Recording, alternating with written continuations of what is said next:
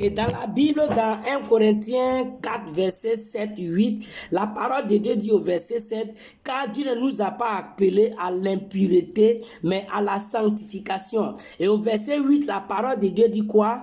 « Celui qui rejette ses préceptes n'a point Dieu. » Il n'a pas rejeté un homme, une femme, une église, ni une communauté. Celui qui rejette les préceptes de la sainte doctrine, il n'a pas rejeté un homme, ni une communauté, il a rejeté Dieu.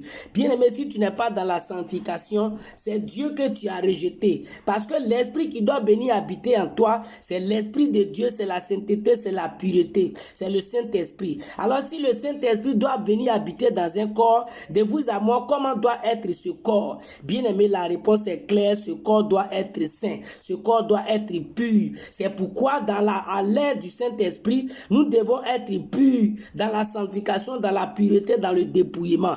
Bien aimé, dépouille-toi des objets du diable. Dans la communauté armée de prière, le Seigneur Jésus a permis la délivrance de plusieurs serviteurs qui étaient au service du diable, qui étaient à un grand niveau dans la sorcellerie, dans l'occultisme. Bien aimé, ils ont été délivrés par la grâce du Seigneur pour venir t'enseigner la sainte doctrine, pour venir m'enseigner la sainte doctrine. Ne nous y trompez pas. Sans la sanctification, personne ne sera agréable au Seigneur. Bien-aimé, si tu ne crois pas au message de la sainte doctrine, fléchis genoux, demande au Saint-Esprit de t'enseigner dessus. Tous ces personnes qui font des programmes de prière, tu vas dans ces programmes, tu quittes là-bas, tu viens, tu as encore des problèmes. Tu vas dans ces programmes, tu quittes là-bas, tu viens. Tu ne te sens pas à l'aise, tu as l'impression que la parole de Dieu a été inutile.